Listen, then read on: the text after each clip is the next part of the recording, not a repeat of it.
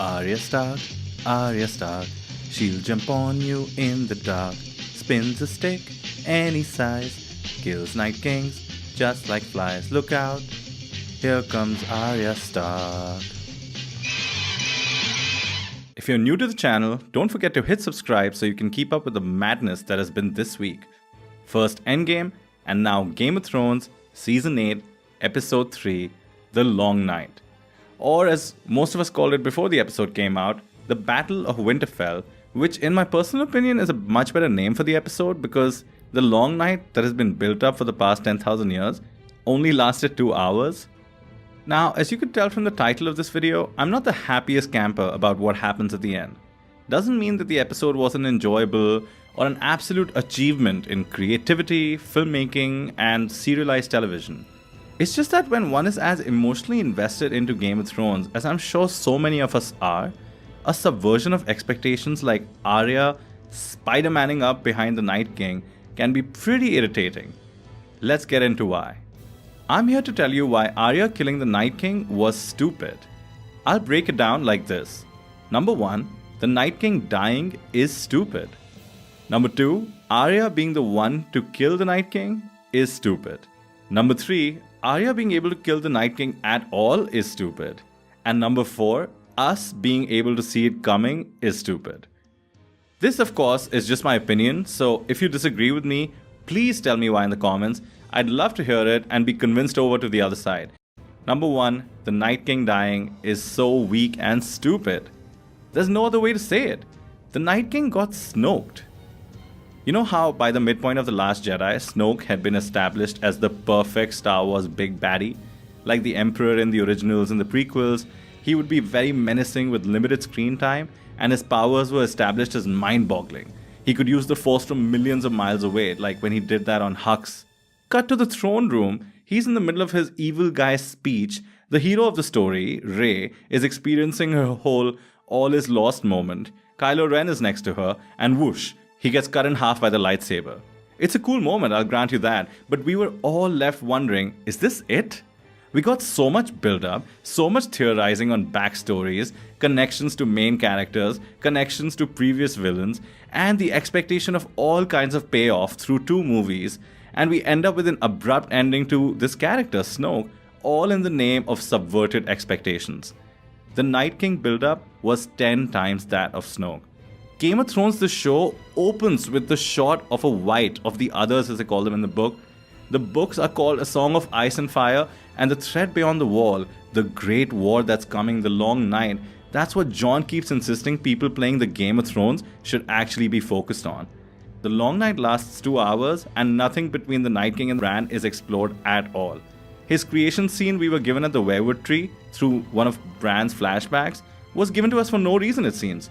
And all the Night King's mystery dies with him and his undead army. Big whoop.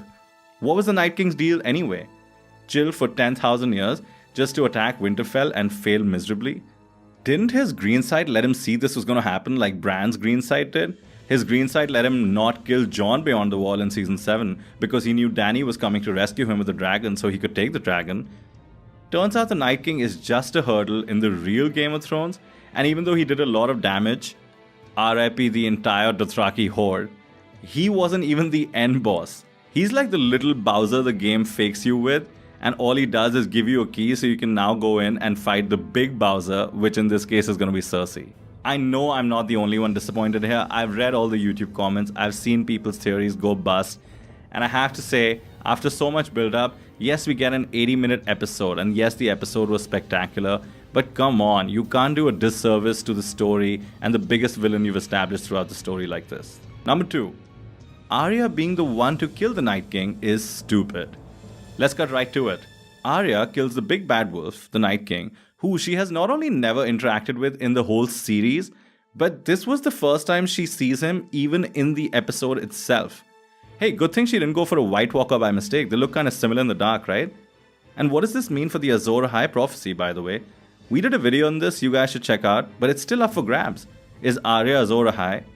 Jon, who had multiple interactions with the Night King, he was like his nemesis basically. He got owned by the Night King, he got toyed with.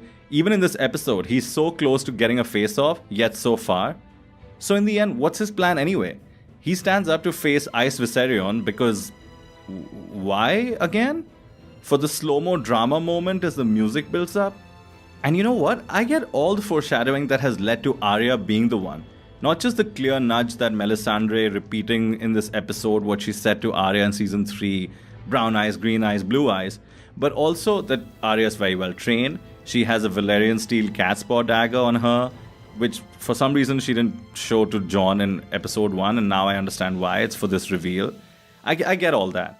I just hate it when characters in a show get rewarded for stupidity instead of actually solving their problems with ingenuity and cleverness. And in a show like Game of Thrones, where there were always consequences for stupidity, like trusting Littlefinger would lead to Ned dying, breaking promises of marriage would lead to the Red Wedding. In a show like this, it's so sad to resolve an 8-year-old storyline with an Arya ex machina. In the episode breakdown after that HBO releases, I watched Dan and Dave talk about how they knew for 3 years that Arya is going to be the one to kill the Night King.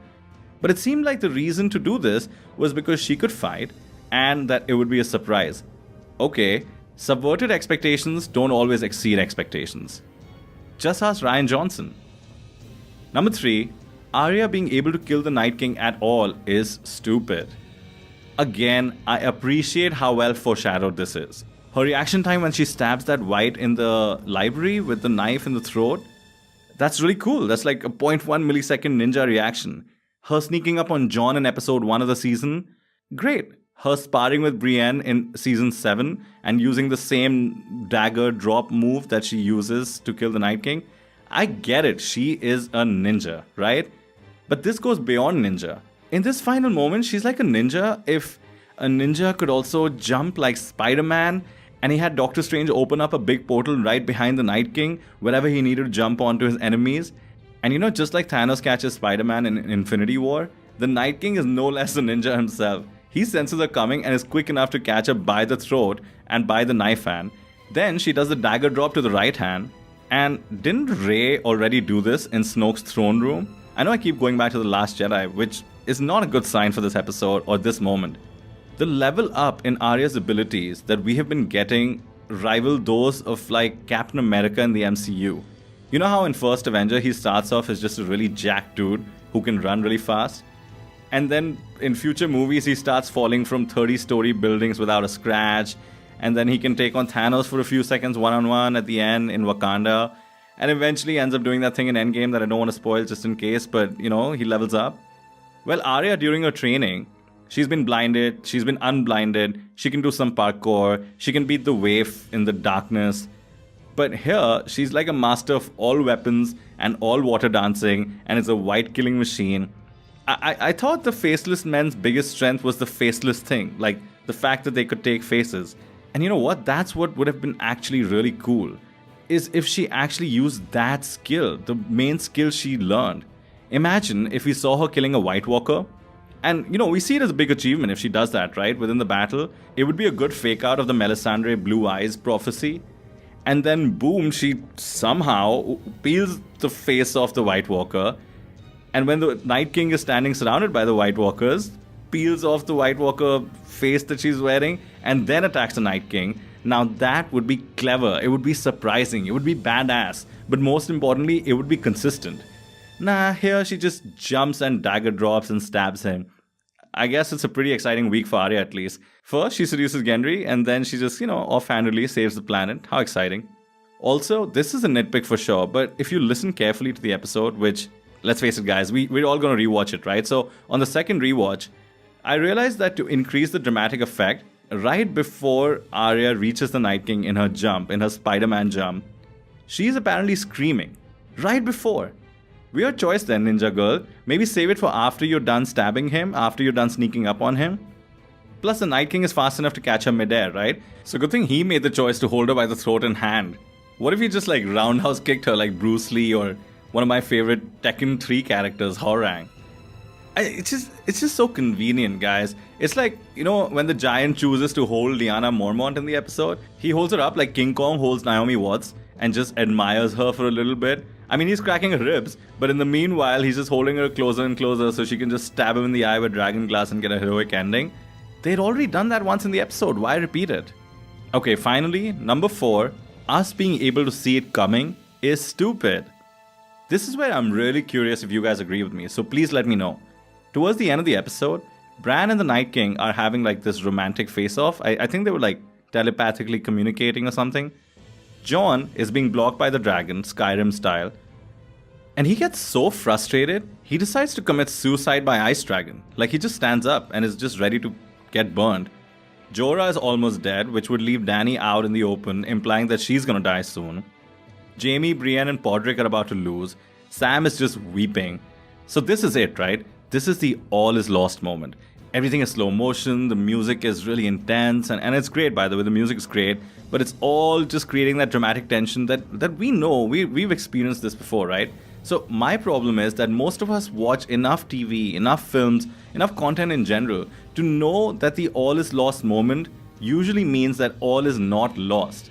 Even in Game of Thrones proper, which is, I guess, season 1 through 5, surprise deaths like the Red Wedding used to come out of nowhere. Not with this kind of slow motion music dramatic build up. Even though they're distracting you enough, right? So you're not thinking about Arya, like where is Arya, the only major character not being focused on in that slow motion? Arya who went hunting for blue eyes to kill at some point. Do I really think that Jon, Bran, Dany, Brienne and Jaime are just gonna die in that moment? I don't, and you don't, and the showrunners know this. It actually led me to being really distracted trying to figure out who is going to come to the rescue because I know someone had to. And to be fair, I was just about immersed enough that it still came as a surprise, but I actually saw other people's reaction videos where people were straight up like, where's Arya? I guess Arya's on her way. So D&D, Dan and Dave, we love you, but can you give your massive audience the credit you used to give when you were following George R.R. Martin's books? I want every episode of this show to be unthinkably good. I love this show. And I don't want it to be good just because it has the highest budget or is just about the most well-executed version of whatever genre it's mimicking in that moment. And Dan and Dave, if you're somehow listening right now, which I know you aren't, but I hope you are, good luck for the remaining episodes, guys. I have no idea what it's like to wrap up the biggest TV show of the decade, but I believe in you guys, okay? So, Arya now has the highest kill count anyone will ever have in Westeros. She's actually kind of committed this weird genocide if you think about it, but obviously it shouldn't count as a genocide because they were all dead anyway. And also if you go by Gimli rules, that still only counts as one, Arya. But good job, Ninja Girl. Good job. Thanks for taking care of the long night in a matter of seconds. Let's move on to the actual game of the Game of Thrones.